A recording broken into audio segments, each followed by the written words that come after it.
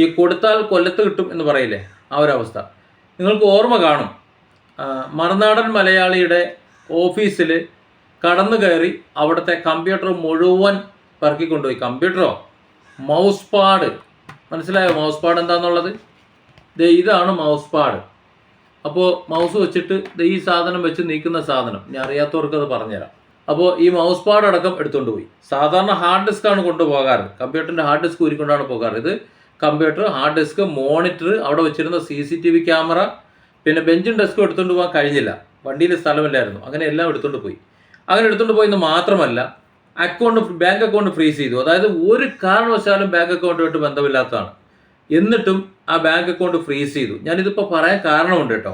CPMൻ്റെ തൃശ്ശൂർ ജില്ലാ കമ്മിറ്റിയുടെ account freeze ചെയ്തേക്കാണ്. ഞാൻ അതുമായിട്ടൊന്ന് മാച്ച് ചെയ്ത് പറയാം, അതിൻ്റെ ബുദ്ധിമുട്ട്.